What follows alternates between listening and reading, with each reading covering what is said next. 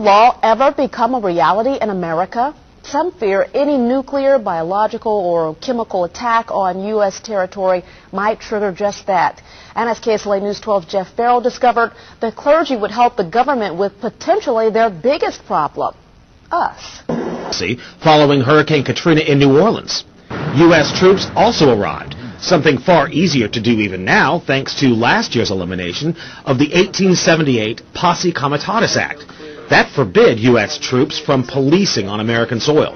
What the clergy response team, as it's called, helped accomplish in New Orleans. Jeff, the primary thing that we say to anybody is let's cooperate and get this thing over with, and then we'll settle the differences once the crisis is over. Such clergy response teams would walk a tightrope between the needs of the government versus the wishes of the public.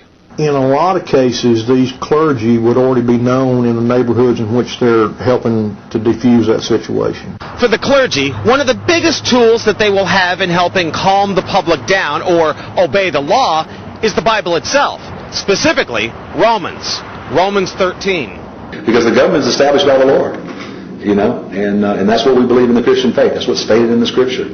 Civil rights advocates believe the amount of public cooperation may depend largely on how long they expect a suspension of their rights might last. Jeff Farrell, KSLA News 12 reporting. And according to Tuberville, during Hurricane Katrina, the clergy response team provided 38 chaplains a day around the clock at 8 different camps.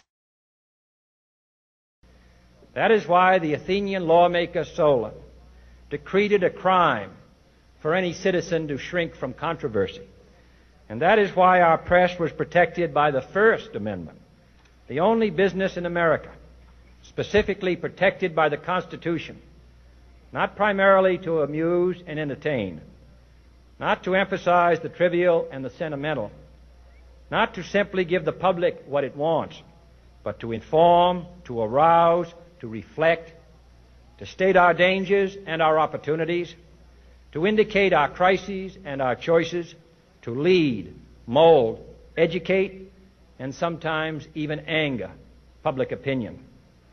This means greater coverage and analysis of international news, for it is no longer far away and foreign, but close at hand and local.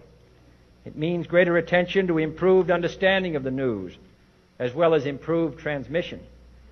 And it means, finally, that government at all levels must meet its obligation to provide you with the fullest possible information outside the narrowest limits of national security.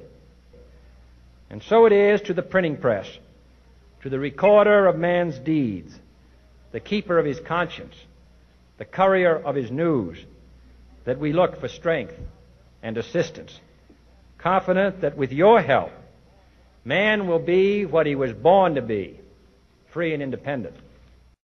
So this is why we restrict the scope and size of government and its power over us in our lives. Because we know there's criminals on the street, we know there's bad people, but they don't have the massive mechanisms, the machinery of government and military and militarized police and prison complexes to oppress at levels never before seen. Last century, 200 million killed by government. 200 million killed. Millions of American Indians, Native Americans, killed in this country. So don't tell me we shouldn't have a concern when the most draconian legislation in the history of the world, dwarfing Byzantine Spain and France, is rolled out against the people.